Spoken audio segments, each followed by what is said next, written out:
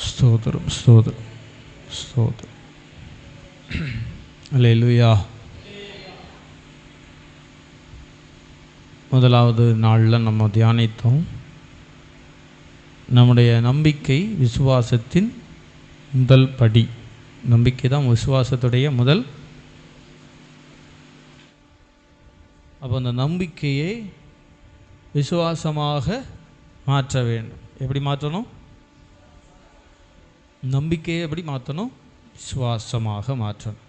அல்லேலூயா. நம்பிக்கை வேறு, விசுவாசம் வேறு. நம்பிக்கை வேறு, விசுவாசம் வேறு. அப்போ அந்த நம்பிக்கையை விசுவாசமாக மாற்றுறதுக்காக நம்ம விசுவாசத்தை குறித்து நம்ம படிக்கணும். விசுவாசத்தை குறித்து என்ன செய்யணும்? படிக்கணும். சபையில் வர்ற எல்லா தேவ பிள்ளைகளுக்குள்ளேயும் நம்பிக்கை இருக்கும், ஆனால் விசுவாசம் அப்படிங்கிறது எல்லாருக்குள்ளேயும் இருக்கிறது. நமக்கு அவங்க பேச்சிலேயே நமக்கு என்ன செய்யும்? தெரியும். அல்லேலூயா. பேசும்போதே 10 நிமிஷம் பேசினா, இல்லை ஒரு 20 நிமிஷம் பேசினா கூட பேசுகிறது அவங்க பேசும்போதே கண்டுபிடிச்சிடலாம் இவங்களுக்குள்ள என்ன இல்லை, விசுவாசம் இல்லை அப்படிங்கிறத கண்டுபிடிச்சிடலாம். அப்போது தேவ பிள்ளைகளுக்கு விசுவாசம் மிக மிக தேவை. விசுவாசம் அப்படிங்கிறது நம்பிக்கையுடைய முடிவு, அதாவது இறுதி பகுதி தான் விசுவாசம். 99% நம்புகிறதுக்கு பேர் நம்பிக்கை. எத்தனை சதவீதம் சொல்லுங்கள்? எத்தனை சதவீதம்? 99% நம்பிக்கைங்கிற பகுதியில் வரும். மீதமுள்ள ஒரு பகுதி தான் விசுவாசம். எத்தனை பேர் நான் சொல்கிறது புரியுதா? நம்பிக்கைங்கிறது 99%. கடைசியாக இருக்கிற 1% கடைசியாக இருக்குது பாருங்க, அதுதான் விசுவாசம். அல்லேலூயா. அதான் இயேசு சொன்னார், உன் விசுவாசம் பெரியதுன்னு சொன்னார். அல்லேலூயா. அப்போ அந்த நம்பிக்கையை நம்ம விசுவாசமாக மாற்றுகிறதுக்காக தான் பிரயாசப்படுகிறோம். ஸ்தோத்திரம். உறுதியான விசுவாசம். என்ன விசுவாசம்? விசுவாசத்தில் 2 இருக்குது. முதல்ல நம்பிக்கை, அப்புறம் என்னது? நம்பிக்கை, விசுவாசம், உறுதியான விசுவாசம். என்ன விசுவாசம்? உறுதியான விசுவாசம். நான் 2 விதமான விசுவாசத்தை உங்களுக்கு நான் சொன்னேன். யாருக்கெல்லாம் ஞாபகம் இருக்குன்னு தெரில. ஸ்தோத்திரம். Moral certainty, logical certainty. என்னது? Moral certainty, logical certainty. ஞாபகம் இருக்கா சொன்னது? ஸ்தோத்திரம். மாரல்னா என்னது? பார்த்து நம்புகிற நம்பிக்கை. பார்த்தாதான் நம்புவேன். என்ன செய்வேன்? நம்ம தோமாவை குறை சொல்லிட்டு இருப்போம். தோமா என்ன சொன்னார்? பார்த்தா தான் நம்புவேன்னு சொன்னார். நம்ம விசுவாசிகளும் எப்படி இருக்காங்க?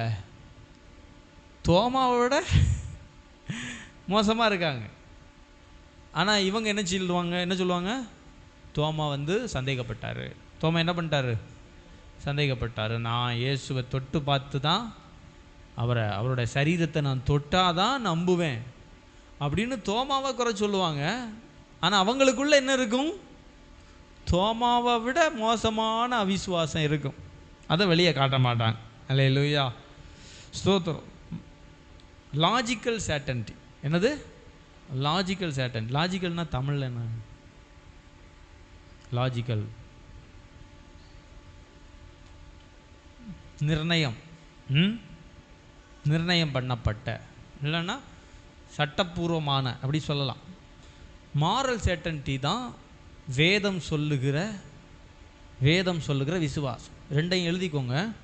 ஒன்று மாரல் சர்டன்டி, இன்னொன்று லாஜிக்கல் சர்டன்டி. முதல் நாளே உங்களுக்கு கொஞ்சம் விளக்கி சொன்னேன். மாரல் சர்டன்டி. மாரல்னா என்னது? சொன்னவர் எப்படிப்பட்டவர் என்பதை பார்த்து நம்புகிற நம்பிக்கைக்கு பேர் தான் மாரல் சர்டன்டி. சொன்னவர் எப்படிப்பட்டவர் எழுதிக்கோங்க. சொன்னவர் எப்படிப்பட்டவர் எழுதி வைக்கணும், மறந்துடும். நான் சண்டே கூட கேட்பேன், என்னைக்காவது மாரல் சேட்டன்ட்டினா என்னன்னு கேட்பேன். சொன்னவர் எப்படிப்பட்டவர்? லாஜிக்கல் சேட்டன்ட்டின்னா மனுஷன் பேசுகிற வார்த்தைகள். மனுஷன் எப்படி பார்ப்பான்? பொதுவாக தோமாவை மாதிரி பார்ப்பான். பார்த்தா தான் என்ன செய்வேன்? நடக்காத வரைக்கும் நான் என்ன செய்ய மாட்டேன்?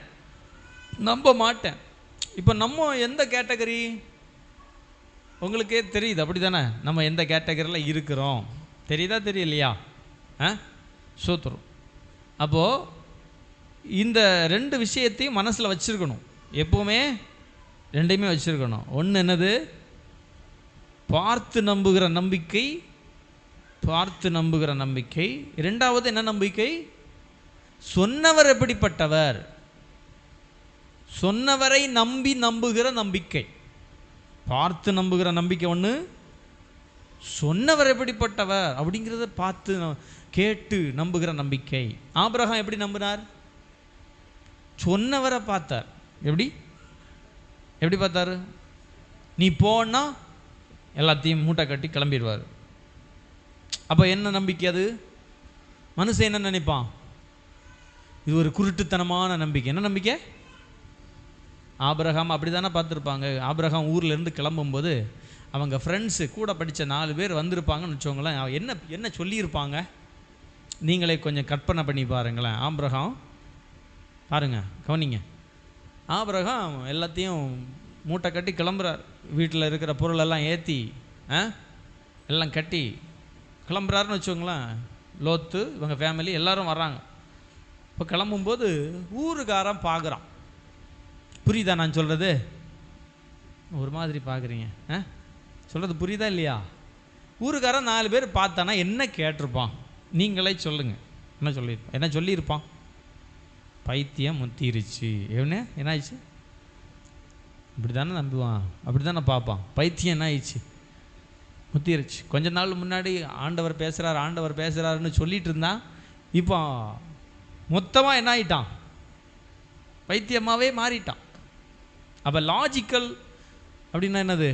லாஜிக்கல் மைண்டில் இருக்கிறவங்க மனுஷன் உலகம் பொதுவாக எப்படி இருக்கும்? லாஜிக்கல் மைண்டில் தான் இருக்கும். எப்படி இருக்கும்?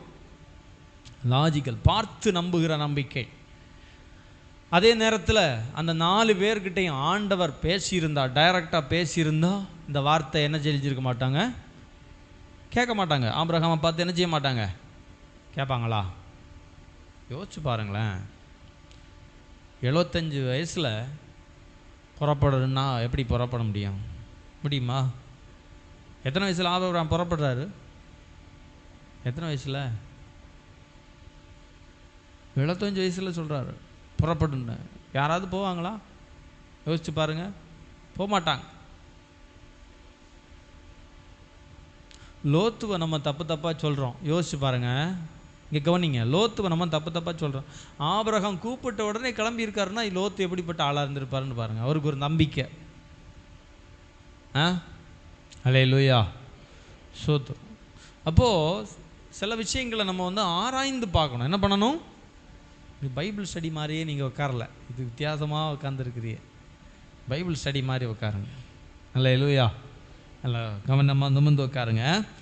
சரி, அப்போது நம்ம கடந்த நாட்களில் தியானித்தோம். ஆபிரகாமை குறித்து கொஞ்சம் தியானித்தோம். ஆபிரகாம் ஆண்டவரை நம்பி விசுவாசித்து என்ன செய்தார்? விசுவாசத்தில் வல்லவனாய் மாறினார். எபிரேயர் 6:13 நம்ம வாசிச்சோம்னா, சுருக்கமாக சில விஷயங்களை நான் சொல்ல விரும்புகிறேன். எபிரேயர் 6:13, 16, 17 ஆகிய வசனங்கள்லாம் 6வது அதிகாரம் 13ஆம் வசனம் எழுதுங்க. 6, 13, 16, 17 ஆகிய வசனங்கள் ஆபிரகாமுடைய விசுவாசத்தை குறித்து சொல்லுது. நல்லா கவனிங்க. 13வது வசனத்தை யாராவது வாசிக்க முடியுமா சத்தமா? ஆபிரகாம் ம் ம் ம்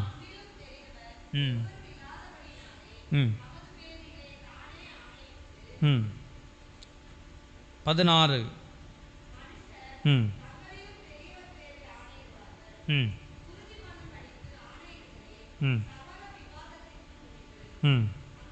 அந்தபடி நல்ல கவனிங்க. தேவனும் வாக்குத்தத்தம் பண்ணப்பட்டவைகளை சுதந்தரித்துக் கொள்வதற்கு மாறாத அடிக்கோடிட்டு வைக்கணும். தமது ஆலோசனையின் மாறாத நிச்சயத்தை பரிபூர்ணமாய் காண்பிக்கும்படிக்கு சித்தமுள்ளவராய் ஒரு ஆணையினாலே அதை என்ன செய்தார்? ஸ்திரப்படுத்தினார். நல்லா கவனிங்க. ஆபிரகாமை குறித்து நம்ம இதுவரை பார்க்காத ஒரு வியூ பார்க்க போகிறோம். என்ன வியூன்னா, நல்லா கவனிங்க. ஆபிரகாம் தேவனை பின்பற்ற ஆரம்பித்ததிலிருந்து ஆபிரகாமோடு ஆண்டவர் என்ன செய்தார்? பேசிக்கொண்டே வந்தார். என்ன செய்தார்? ஆண்டவர் நம்மக்கிட்டையும் பேசுவார். ஆமேன்னு சொல்லுங்கள். நம்ம அவரை பின்பற்றினா அவர் நம்மக்கிட்ட என்ன செய்வார்? பேசுவாரா பேச மாட்டாரா? பேசுகிற தெய்வம். ஆமேன்னு சொல்லுங்கள். கையை உயர்த்தி சொல்லுங்கள். என் இயேசு பேசுகிறவர், இன்றைக்கும் பேசுகிறவர், இன்றைக்கும் பேசுவார். அல்லேலூயா. அப்போது ஆபிரகாம் இடத்துல ஆண்டவர் பேசிக்கிட்டே வரார். ஆபிரகாமோடு ஆண்டவர் ஒரு உடன்படிக்கை பண்ணார். என்ன பண்ணார் சொல்லுங்கள்? என்ன பண்ணார்? ஆணைன்னா என்னது? ஆணைன்னா சத்தியம். சத்தியம்னா என்னது? உடன்படிக்கை. சத்தியம்னா என்னது? சத்தியம்னா நம்ம பல விதத்தில் சொல்லுவோம். சத்தியம்னா இந்த அடிப்படையில் பார்க்கும்போது, இந்த வசனத்தின் அடிப்படையில் அது ஒரு உடன்படிக்கை. ஆணையிட்டு உடன்படிக்கை பண்ணுறாங்க. என்ன பண்ணுறாங்க? தமது பேர்லேயே ஆணையிடுகிறார். யார்? கர்த்தர் தம் பேர்லேயே ஆணையிடுக. அவருக்கு மேலே யாருமே கிடையாது. ஆபிரகாம் இடத்துல டைரக்டாகவே என்ன பண்ணார்? உடன்படிக்கை பண்ணுறார் கர்த்தர். அல்லேலூயா. இப்போ உடன்படிக்கைன்னா என்ன? எழுதுங்க. உடன்படிக்கைன்னா என்ன? உடன்படிக்கை என்பது, நல்லா கவனிங்க, உடன்படிக்கை அப்படின்னா இப்போ 2 பேரும் உடன்படிக்கை பண்ணுறாங்கன்னு வச்சோங்களேன். உடன்படிக்கையோட அர்த்தம் என்னன்னா,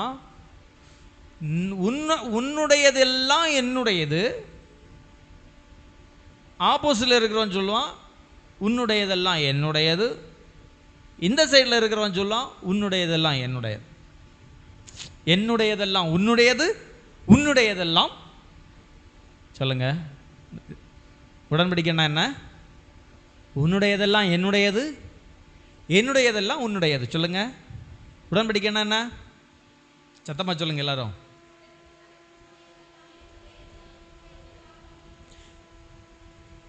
யாரெல்லாம் ஆண்டவரோட இப்படி உடன்படிக்கை பண்ணியிருக்கிறீங்க? ஹலோ. உன்னுடையதெல்லாம் என்னுடையது, என்னுடையதெல்லாம் உன்னுடையது. உடன்படிக்கைன்னா இதுதான் உடன்படிக்கை. என்னைக்கு கேட்டாலும் சொல்லணும். என்ன உடன்படிக்கைன்னா என்னது? ஆண்டவர் சொல்றாரு ஆபிரகாமை பார்த்து, உன்னுடையதெல்லாம் என்னுடையது, என்னுடையதெல்லாம் உன்னுடையது. அப்போ நம்ம எப்படிப்பட்ட ஆட்கள் பாருங்க. ஆமேன்னு சொல்லுங்க. எத்தனை பேருக்கு நான் சொல்றதை புரியுது? ஒரு அல்ல சொல்லுங்க. நம்ம எல்லாரும் உடன்படிக்கை பண்ணி கொண்டோம். எப்போ? ஞான ஸ்நானத்தின் மூலமாக உடன்படிக்கை பண்ணி கொண்டோம். யாரெல்லாம் உடன்படிக்கை பண்ணீங்க? ஒரு அலையில சொல்லுங்க. சரி. இப்போ உடன்படிக்கை பண்ணதுனால நம்ம ஆண்டவரை பின்பற்றுகிறோம். ஆண்டவரை தெய்வமாக ஏற்றுக்கொண்டு ஒரு உடன்படிக்கை பண்ணி பரிசுத்தமாய் வாழுவேன் என்று சொல்லி நம்ம என்ன செய்கிறோம்? தீர்மானம் எடுத்து பரிசுத்தமாக வாழ்ந்து கொண்டு இருக்கிறோம். சரிதானே? அல்லேலூயா. சோதம். அது எது வரைக்கும் பரிசுத்தமாக வாழணும்? கடைசி மூச்சு இழுத்து விடுற வரைக்கும் பரிசுத்தமாக வாழணும். இடையில எல்லாம் நான் கொஞ்சம் மாறிடுவேன் அப்படின்னு எல்லாம் மாறுறதுக்கான வாய்ப்பு இல்லை. வாய்ப்பு இல்லை. பரிசுத்தம் அப்படிங்கிறது லாஸ்ட் வரைக்கும். ஏன்னா நம்ம போக போகிற இடம் எங்கே? பரிசுத்தமான ராஜ்யம். எங்கே போகிறோம்? பரிசுத்தமான ராஜ்யம். சரி. உடன்படிக்கை என்ன?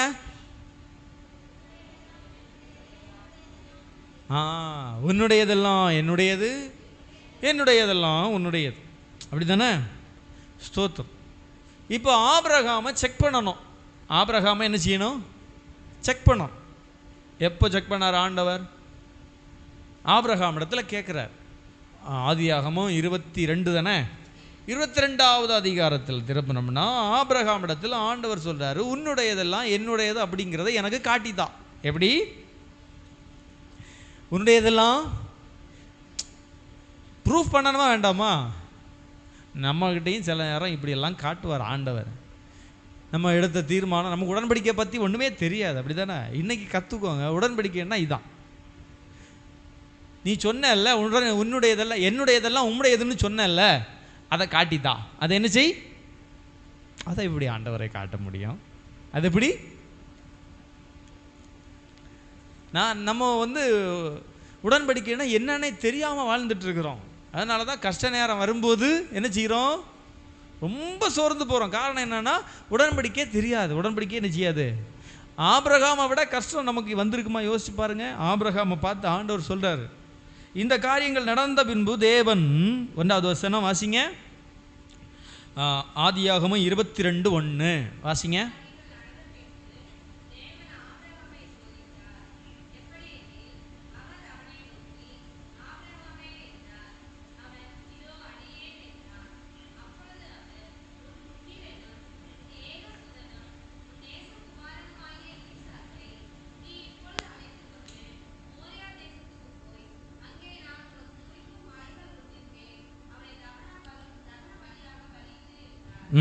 போதும்.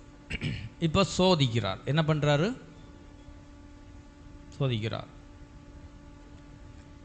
எதுக்காக சோதனை? இது எதுக்கான சோதனை? உடன்படிக்கையே செக் பண்ணுற சோதனை. உடன்படிக்கையை காட்டணும். உடன்படிக்கையோட உண்மைதானா, நம்ம பண்ண உடன்படிக்கை உண்மைதானா அப்படிங்கிறத ஆண்டவர் பார்க்குறார். ஆண்டவர் என்ன செய்கிறார்? இது நல்லதா கெட்டதா? நல்லதுன்னு சொல்கிறவங்க ஒரு அலையில் சொல்லுங்க. கை ஏறலை. நல்லதா கெட்டதா? நம்ம தானே சொன்னோம், ஆண்டவரை உமக்காக வாழ்நாள் முழுவதும் உமக்காக வாழுவேன்னு சொல்லி தானே தீர்மானம் எடுத்தீங்க, ஞானஸ்நானம் எடுத்தீங்க. கரெக்டாக இல்லையா? அதானே உடன்படிக்கை. சொல்லாமல் சொல்லியிருந்தோம், ஆண்டவரே நான் உமக்கு சொந்தம், நான் உமக்கு சொன்னீங்களா இல்லையா? ஒரு நாளாவது நான் ஆண்டவரே நான் உமக்கு சொந்தம், உம்முடைய பிள்ளை சொன்னமா சொல்லலையா? நீர் என்னுடையவர், நான் உம்முடையவன் சொல்கிறோமா இல்லையா? பேச மாட்டேங்கிறீங்களா? சொன்னேன்னு சொல்கிறேன், இதுவரையும் நான் சொல்லியிருக்கேன் பாஸ்டர் அப்படின்னு சொல்கிறவங்கள கை தூக்கி வராலே சொல்லுங்கள். எல்லாரும் சொல்லியிருப்பேன், நானும் சொல்லியிருப்பேன். ஆண்டவரே நான் உம்முடையவன், நீர் என்னுடையவர் சொல்லியிருக்கோமா இல்லையா? சரி, அப்போ செக் பண்ணி பார்ப்போம். என்ன பண்ணுவோம்? ஆண்டவர் பளபளப்பாக இருக்குன்னு தங்கத்தை அப்படியே விட்டுற மாட்டார், சுரண்டி பார்ப்பார். என்ன பண்ணுவார்? அதில் போட்டிருக்கோம் அக்மார் தங்கம்னு போட்டிருக்கோம், இருந்தாலும் சுரண்டி பார்ப்பார். இருந்தாலும் என்ன பண்ணுவார்? ஆண்டவர் அப்படிப்பட்டவர். ஆமேன்னு சொல்லுங்க. அதுக்கு எல்லாத்துக்கும் வசனம் இருக்கு. அழிந்து போகிற போன் அக்கினியினாலே சோதிக்கப்படும், அதை பார்க்கலாம் அதிக விலையேறப்பட்ட விசுவாசம் சோதிக்கப்படும் பேதுரு சொல்கிறார். அப்போது சுரண்டி பார்க்குறாரு ஆண்டவர். என்ன பண்ணுறாரு? ஆபிரகாமை கொஞ்சம் சுரண்டி பார்க்குறாரு. என்ன பண்ணுறாரு? உங்களை சுரண்டுனா விடுவியல நீங்கள்? ஏன் ஆண்டவரே சுரண்டி பார்க்குறீங்க? ஆண்டவரே ஏன் சுரண்டுறீங்க? என்ன சுரண்டாதீங்க ஆண்டவரே. ஆண்டவரே இந்த சோதனை வேண்டாம், இந்த வேதனை வேண்டாம், இந்த கஷ்டம் வேண்டாம். சுரண்டி பார்ப்பார் ஆண்டவர். சில நேரம் சுரண்டி பார்ப்பார். சுரண்டும் போது எதுக்கு சுரண்டுறாருன்னு தெரியணும். எதுக்கு சுரண்டுறாருன்னு. அப்போ நம்ம சந்தோஷமாக வாழலாம். வாழ்க்கை முழுசும் எப்படி வாழலாம்? ஹாப்பியாக வாழலாம். எப்படி வாழலாம்? புரியலையா உங்களுக்கு? சிலர் சொல்கிறது புரியுதுன்னு சொல்கிறவங்க ஒரு ஆளே சொல்லுங்கள். கொஞ்சம் தான் புரியும். அப்போது ஆபிரகாமை சோதித்தார். இதெல்லாம் சின்ன ஹிண்டு தான் நம்ம கொடுக்குறோம். இன்னும் டீப்பாக போகலை. ஆபிரகாமை குறித்து டீப்பாக படிக்க ஆரம்பிக்கலை. ஒரு 4 ஸ்டேஜ் இருக்குது. ஆபிரகாமை குறித்து 4 ஸ்டேஜ் இருக்குது. சுருக்கமாக நம்ம இதை இப்போ தியானிச்சுட்டு வரோம், சரியா? அதனால் ஆபிரகாம் இதோட முடிஞ்சுது, சப்ஜெக்ட் முடிஞ்சுதுன்னு நினைக்காதீங்க. ஆபிரகாம் இனிதான் ஆரம்பிக்கும். இனிமே தான் ஆரம்பமே, இனிமே தான். இது இன்ட்ரோடக்ஷன் தான், சரியா? ஆணையினாலே ஸ்திரப்படுத்தினார். எப்படி ஆணையிட்டார்? ஆபிரகாமை பார்த்து சொன்னார், என்னுடையதெல்லாம் உன்னுடையது, உன்னுடையதெல்லாம். யாரெல்லாம் அப்படி தீர்மானம் பண்ணியிருக்கிறீங்க? ஆண்டவரை என்னுடையதெல்லாம் உம்முடையது, ஆண்டவரை உம்முடையதெல்லாம் என்னுடையது, சரியா? இப்போ ஆபிரகாமை செக் பண்ணி என்ன நடக்குது? ஆண்டவர் சொல்லாரு, நீ கொண்டு போய் உன் மகனை பலியிடு. என்ன செய்? ஆபிரகாம் கேட்டிருக்கலாம், ஆண்டவரை மகனை விட்டுருங்க, என்ன என்ன என்ன வேணாலும் பண்ணுங்க. ஆண்டவர் அப்படி சொல்லலை. ஆண்டவர் அப்படி உன் மகனை பலியிடு. என்ன செய்? ஏன் மகனை பலியிடுன்னு சொன்னார்? ஆபிரகாம் கேட்டிருக்கலாம், ஆபிரகாமே நான் உன்னை எடுத்துக்கொள்ள போகிறேன், இப்படி ஒரு சோதனையை தந்து எடுத்துக்கொள்ள போகிறேன், எலியாவை சுழல் காட்டில் எடுத்த மாதிரி உன்னை எடுக்க போகிறேன், வந்துரு அப்படின்னு சொல்லலை. ஆண்டவர் சொல்கிறாரு, நீ வேண்டாம், நீ வேண்டாம், உன் மகன்தான் வேணும். யார் வேணும்? ஏன் மகனை கேட்டார் சொல்லுங்க? மகனை ஏன் கேட்டார்? பேச மாட்டேங்க, சத்தமாக சொல்லுங்க.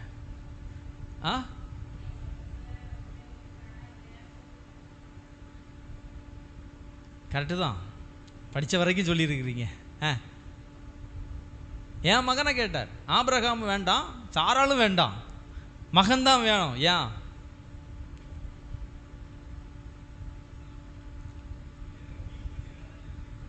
கரெக்டு, ஆனால் தப்பு. அப்புறம் டைம் ஆகிறதுனால நான் சொல்கிறேன், நல்லா கவனிங்க. உன்னுடையதெல்லாம் என்னுடையது. அப்போ உன்னுடையது எது? ஆடு மாடுகளும் ஆபிரகாமோட தான், மனைவியும் ஆபிரகாம் மனைவி தான். இஸ்மவேல், ஆகார் இவங்கெல்லாம் யார்? ஆபிரகாமோட கூட தான் இருக்கிறாங்க. லோத்து இருக்கிறாரு. ஆனால் ஆண்டவர் கேட்குறாரு, உன் மகனை தான். உன் மகனை நம்மனா என்ன பண்ணியிருப்போம்? ஆண்டவரே, கரிசகுளம் சர்ச்சில் ஒரு ஃபாஸ்டிங் ப்ரேயர் இருக்குது. ஒரு நாள் ஃபுல்லாக ஃபாஸ்டிங் போட்டு ஜெபம் பண்ணிவிட்டு எதுவாக இருந்தாலும் நான் முடிவு பண்ணுறேன் ஆண்டவரே.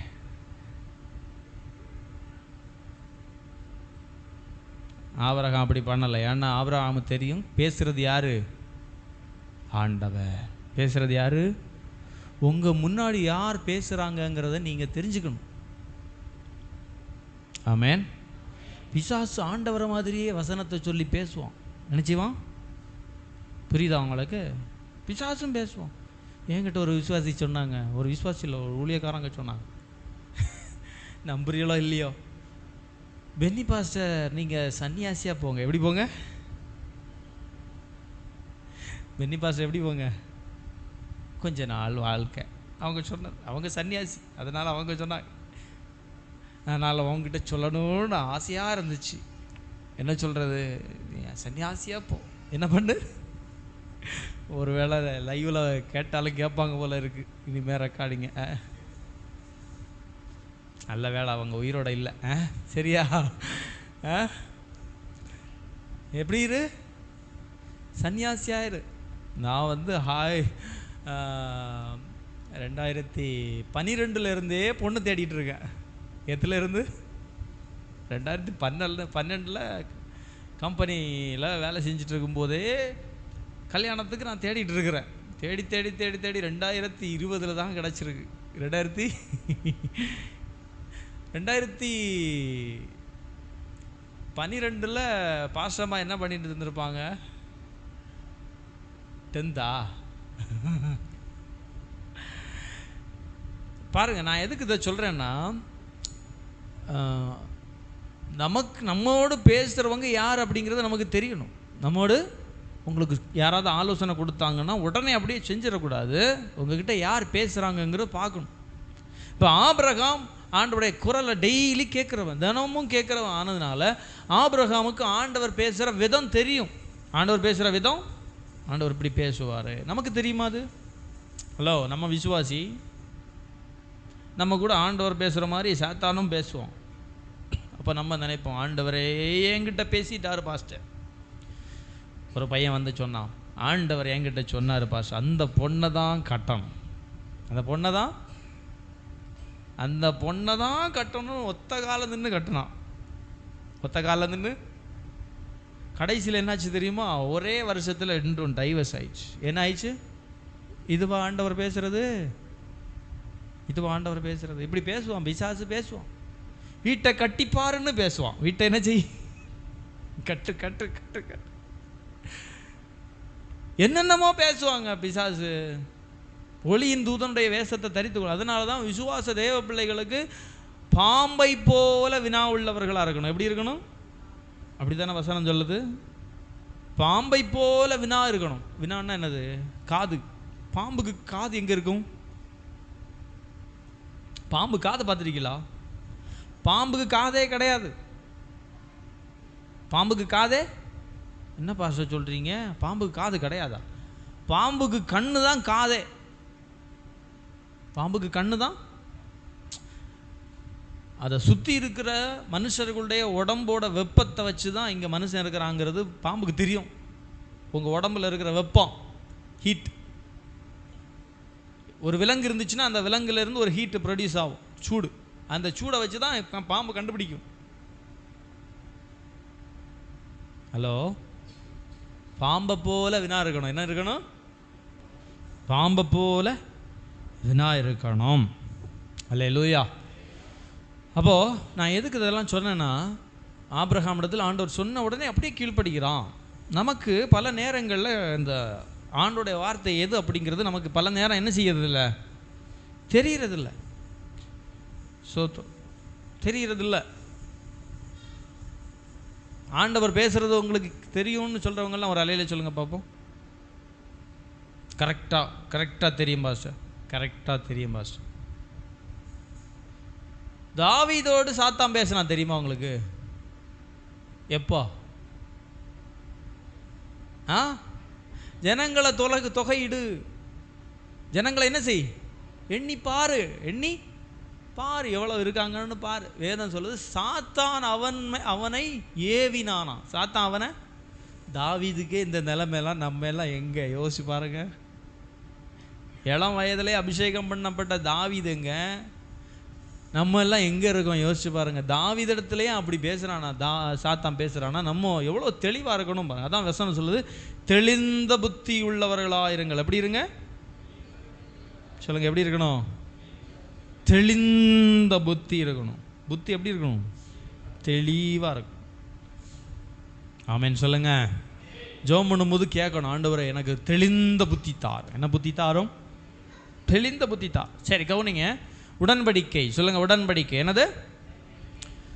இப்போ ஆபிரகாம் இடத்துல ஆண்டவர் பலியிட சொன்னார் தானே? ஆண்டவர் பலியிட சொன்னார். எதுக்காக சொன்னார்?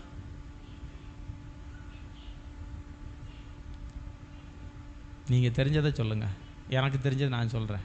எதுக்காக சொன்னார்? என்ன பாஸ்டர் இப்படி டக்குன்னு இப்படி கேட்டுட்டியே? எதுக்கு சொன்னார் பலியிடுன்னு?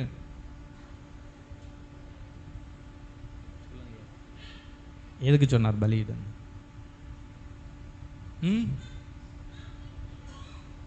கேட்கல. கீழ்ப்படுகிறானான்னு பார்க்க. கரெக்ட். ஆனால் தப்பு. கர்த்தர் மேலே விசுவாசமாக இருக்கிறானான்னு பார்க்குறார். கரெக்டு. ஆனால் தப்பு.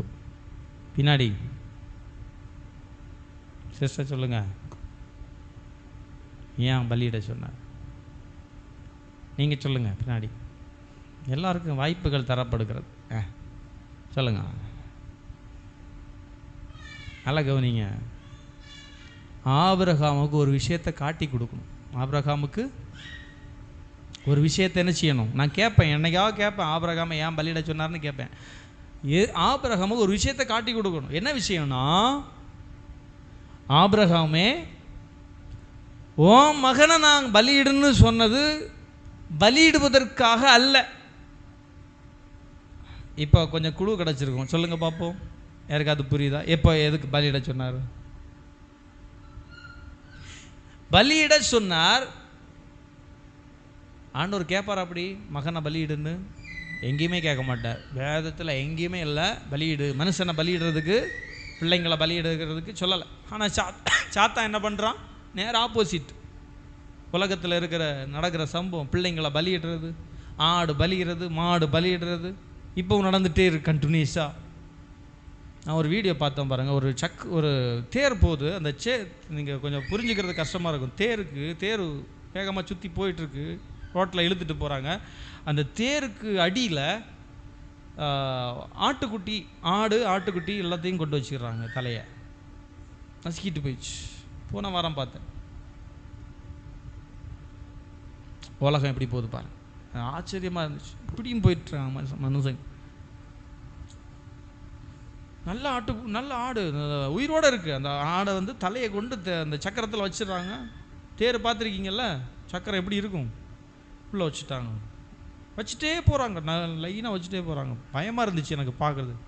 எப்படி இருக்கு பாருங்க உலகம். இந்தியாவில், வட இந்தியாவில் நடக்கு ஹோலி பண்டிகைக்கு நடந்துச்சு.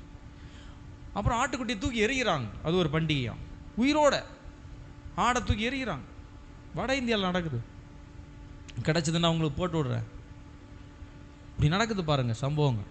அப்போது ஆபிரகாமுக்கு காண்பித்து கொடுக்கணும். எது காண்பித்து கொடுக்கணும்னா, நீ உன்னுடைய மகனை தர வேண்டாம், நான் என்னுடைய மகனை என்ன செய்ய போகிறேன், இந்த உலகத்துக்கு அனுப்ப போகிறேன் அப்படிங்கிறத காட்டி கொடுக்கறதுக்காக தான் ஆபிரகாமிடத்தில் பலியிட சொன்னார். எத்தனை பேருக்கு நான் சொல்கிறது புரியுதா இல்லையா? யாருமே இந்த ஆன்சர் பண்ணலை தானே? இனிமேல் ஞாபகம் வச்சுக்கோங்கண்ணா. அப்புறம் பென்னி பாஸ் இதெல்லாம் சொல்லி தரலன்னு யாராவது கேட்டால் சொல்லக்கூடாது. ஆபிரகாமிடத்தில் ஏன் பலியிட சொன்னார்? உன் மகனை நீ பலியிட வேண்டாம். விட்டிருந்தா பலி இட்டிருப்பார். அதான் ஆபிரகாமுடைய விசுவாசம். விட்டிருந்தா என்ன பண்ணியிருப்பார்? கத்தி எடுத்து வெட்டி இருப்பார், முடிஞ்சிருக்கும். ஆனால் ஆண்டவர் என்ன அதன் மூலமாக எதை கற்றுக் கொடுத்தாருன்னா, உன் மகனை நீ சேஃபாக வச்சுக்கோ, என் மகனை நான் வந்து உலகத்தில் அனுப்ப போகிறேன். பாவங்களுக்காக, உலகத்தின் பாவத்தை சுமந்து தீர்க்கிற தேவ ஆட்டுக்குட்டி அப்படிங்கிறத விளக்குறதுக்காக புதரில் சிக்கியிருந்த ஒரு ஆட்டுக்கடாவை எடுத்து ஆபிரகாம் என்ன செய்கிறாரு? பலியிடுகிறார். அப்போ இதிலிருந்து என்ன தெரியுது?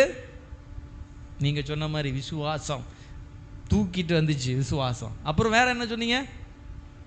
கீழ்ப்படுதல். எல்லாம் கரெக்டு தான், இது இல்லைன்னு சொல்ல முடியாது இல்லை. ஆனால் உண்மையான அர்த்தம் என்ன? ஆபிரகாமுக்கு இதை காண்பித்து கொடுக்கணும். வசனம் சொல்லுது, இயேசு சொல்றாரு, ஆபிரகாம் என் நாளை காண ஆசையாயிருந்தான். புதிய ஏற்பாடில் இருக்கா? படிச்சிருக்கீங்களா? என்னையாவது புதிய ஏற்பாடில் இருக்கு. ஆபிரகாம் என் நாளை காண ஆசையார். இயேசு சொல்றார், கண்டு களி கூர்ந்தான். கண்டு எப்போ? அன்னைக்கு பலியிடப்பட்ட அன்னைக்கு. எப்போ பலியிட்டார்? மோரியா மறையில் கொண்டு போய் பலியிடுன்னு சொன்னார்ல, அப்போ தான் பார்க்குறார், கர்த்தரை முகமுகமாக சந்திக்கிறார். ஆனால் பைபிளில் சொல்லப்படவில்லை. ஆமீன் சொல்லுங்க. இன்னும் சொல்லப்போனால் ஆபிரகாமுக்கே விளங்கி இருக்காதுன்னு நினைக்கிறேன். ஆபிரகாமுக்கே முழுசாக விளங்காம தான் புறப்பட்டு போனார். 3 நாள் பிரயாணம். மகன் கூட போகிறார். என்ன பேசியிருப்பாங்க யோசிச்சு பாருங்க. ஏதாவது பேசியிருப்பாங்களா? ஏதாவது பேச்சு வருமா? கொஞ்சம் யோசிச்சு பாருங்க. மகனை பலியிட போகிறாரு, ஏதாவது பேச்சு வருமா? கொஞ்சம் யோசிச்சு பாருங்களேன். வராது. ஆனால் ஆபிரகாம் இடத்துல 2 விஷயத்தை பார்க்குறாரு ஆண்டவர். ஆபிரகாம் என்ன செய்கிறான்? உடன்படிக்கையில் கரெக்டாக இருக்கான். உடன்படிக்கையில் ஏன் ஈசாக்கை பலியிட சொன்னார்னு கேள்வி கேட்டாங்க. ஏன் ஈசாக்கை பலியிட சொன்னார் தெரியுமா? ஈசாக்கில் தான் எல்லா வாக்குத்தத்தமும் தொங்கிட்டு இருக்கு. ஈசாக்கில் தான் நான் உனக்கு ஒரு குமாரனை தருவேன், அவன் மூலமாக ஒரு சந்ததி பிறக்கும், அந்த சந்ததி பரிசுத்த சந்ததியாக மாறி அந்த சந்ததியில் யார் வருவார்? இயேசு வருவார். அப்போ ஈசாக்கில் தான் எல்லாமே தொங்கிட்டு இருக்கு. எல்லா வாக்குத்தத்தம், எல்லா ஆசீர்வாதம் எல்லாம் ஈசாக்கில் தொங்குறதுனால ஈசாக்கை கேட்குறார். ஈசாக்கு என்ன செய்? இப்போ புரியுதா? ஈசாக்கு எதுக்கு பலியிட சொன்னார்? என்னையா தூங்கிட்டா இருக்கிறிய? ஈசாக்கு எதுக்கு பலியிட சொன்னார்? எங்கேயோ போன மாதிரி இருக்கா, எங்கேயோ சுற்றிட்டு வந்த மாதிரி இருக்கா? அந்த தேர்லையே நிற்கிறீங்கன்னு நினைக்கிறேன் எல்லாரும். ஈசாக்கை ஏன் பலியிட சொன்னார் தெரியுமா? ஆபிரகாமுக்கு இருந்ததுலே பெஸ்ட்டு ஈசாக்கு தான். இருந்ததுலே நம்ம பெஸ்ட்டை கொடுப்போமா? பெஸ்ட்டை என்ன செய்ய மாட்டோம். இப்போ காணிக்க போடுறோம், இருக்கிறதுலே மோசமான நோட்டை எடுத்து போட்டாச்சு. என்ன பண்ணுவோம்? நல்லா கிழிஞ்சு தொங்குற நோட்டை என்ன செய்வோம்? நான் சொல்லுவேன், அடுத்து உங்களுக்கு வர்ற நோட்டெல்லாம் கிழிஞ்சு தான் வரும். எங்கே வரும்? கரெக்டு தானே? ஒரு வினைக்கு ஒரு வினை உண்டு தானே? நான் சிலர் போடுற இல்லாதவங்க போடுறத நான் கண்டுக்க மாட்டேன், சரி அதை விடுங்க. ஆனால் இருக்கிறவங்க இருக்கிறதுல நல்லதை போடணும். என்ன செய்யணும்? நான் சொல்கிறது எத்தனை பேருக்கு விளங்குது? விளங்குதா? அப்போது இல்லை எதுவுமே இல்லை அப்படிங்கிறவள அப்படி இருக்கிறவங்கள நம்ம என்ன செய்யக்கூடாது. ஆனால் இருக்கிறதுல நல்லா வெள்ளையான தாளாக எடுக்கணும். எப்படி எடுக்கணும்?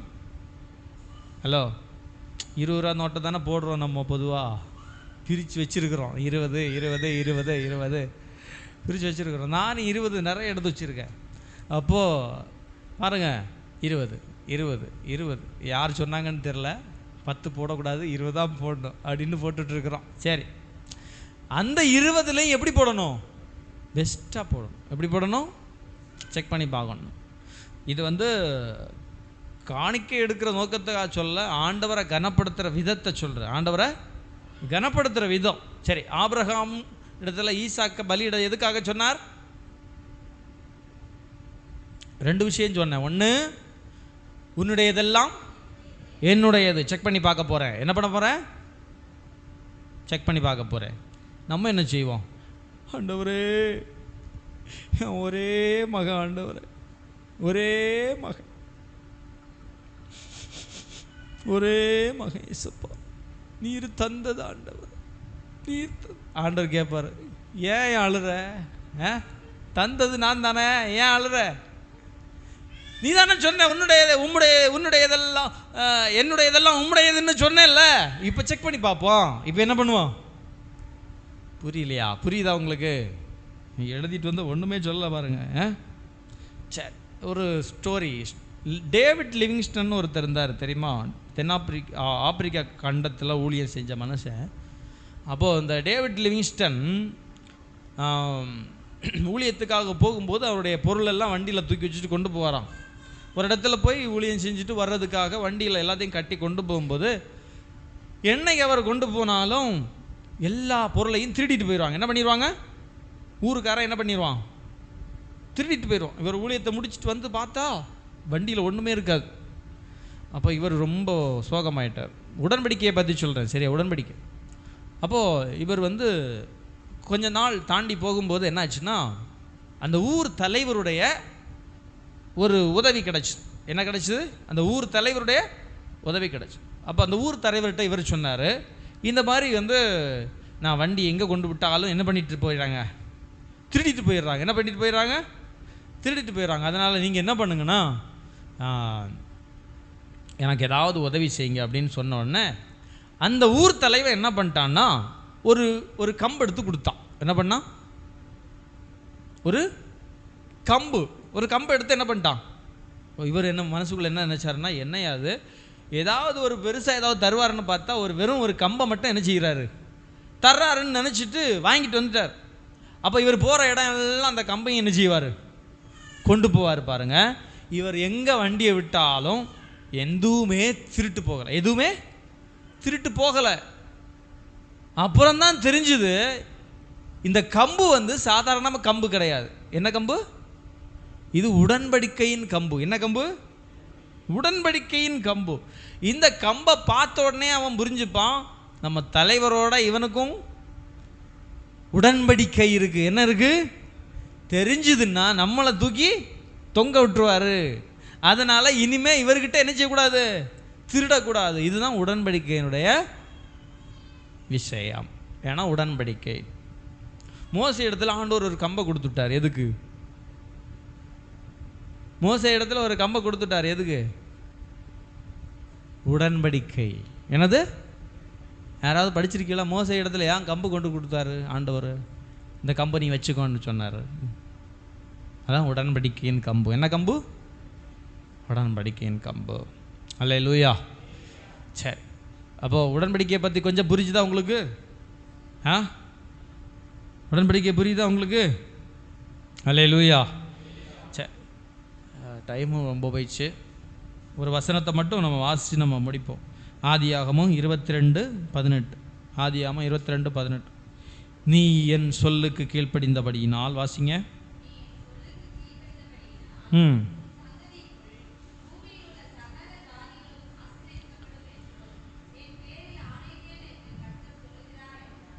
பூமியில் உள்ள சகல ஜாதிகளும் ஆசீர்வதிக்கப்படும் அப்படின்னு ஆண்டவர் ஆணையிட்டார். ஆணையிட்டது அப்படின்னா பக்கத்தில் எழுதிக்கோங்க, உடன்படிக்கை பண்ணினார். ஆணையிட்டார் அப்படின்னா என்ன பண்ணார்? உடன்படிக்கை பண்ணினார். நல்லா புரிஞ்சுக்கோங்க, நான் முடிக்கிறேன். ஸ்தோத்திரம். ஆணையினாலே ஸ்திரப்படுத்தினார். ஆணையினாலே தனக்குத்தானே ஆணையிட்டு கொண்டார். ஸ்தோத்திரம். அப்போது இங்கே கவனிங்க, நான் முடிக்க போகிறேன். இதை அடுத்த வாரம் தொடரலாம். இன்னும் சில விஷயங்கள் எடுக்கணும்னு நினச்சேன். அப்போது இந்த ஆணையிட்ட விஷயத்தில் தான் நம்ம இன்றைக்கி பார்த்தோம். ஆணையிடுதல் அப்படின்னா என்னது சொல்லுங்கள், டக்குன்னு சொல்லுங்கள், முடிச்சுருவோம். என்ன பண்ணணும்? ஆணையிடுதல்னா என்னது? உடன்படிக்கை. சொல்லுங்கள். ஆண்டவரே நான் உமக்காக வாழுவேன். அது பேர் அர்த்தம் என்ன? அதுக்கு அர்த்தம் என்ன? நமக்கு அது வெறும் வார்த்தை, ஆண்டவருக்கு அது உடன்படிக்கை. புரியுதா உங்களுக்கு? அதனால் வாயில் பேசுகிறதெல்லாம் எப்படி பேசணும்? கவனமாக பேசணும். பொருத்தனை பண்ணுனா அதை என்ன செய்யணுமா? நிறைவேற்றணுமா? பொருத்தனை பண்ணி நிறைவேற்றாமல் போகிறத விட பொருத்தனை பண்ணாமல் இருக்கிறது நல்லது. எப்படி? பொருத்தனை பண்ணி நிறைவேற்றாமல் போகிறத விட நீ பொருத்தனையே பண்ண வேண்டாம். பொருத்தனையே பண்ணுனா என்ன செய்யணும்? அதுதான் ஆணை. அதுதான் என்னது? ஆண்டவருக்கு ஆணையிட்டு கொடுக்குறோம்.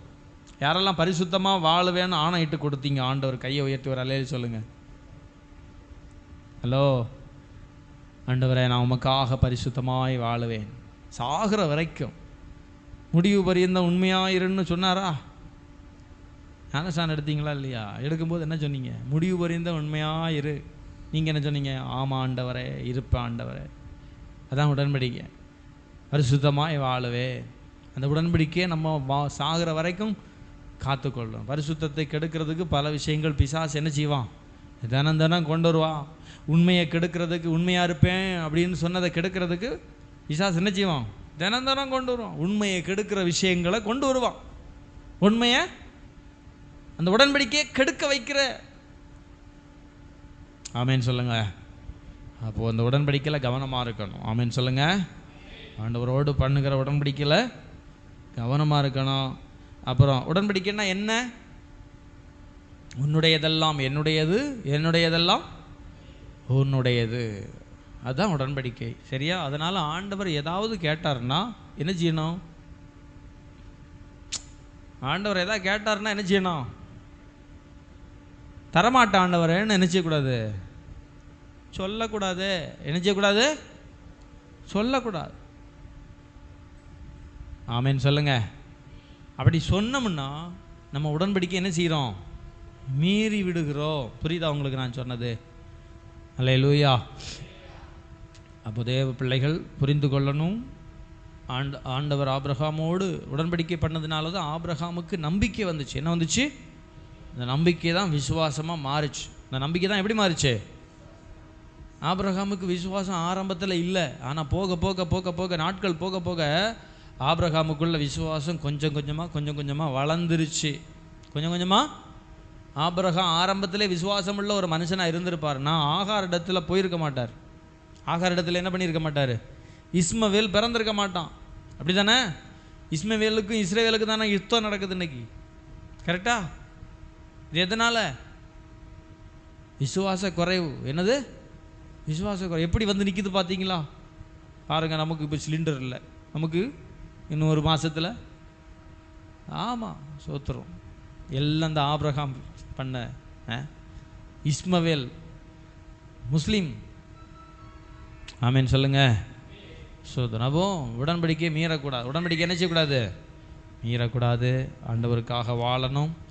தொடர்ந்து நீங்கள் இந்த ஜபத்துக்கு வாங்க. ஸ்தோத்திரம். வியாழக்கிழமை ஜபத்தில் உற்சாகமாக தான் வர்றீங்களா இல்லை சும்மா வர்றீங்களா? உற்சாகமாக வர்றவங்க ஒரு அலையிலே சொல்லுங்கள். இந்த பாஸ் ஏதோ வித்தியாசமாக சொல்லித்தராரு. சோதரம். அல்லேலூயா.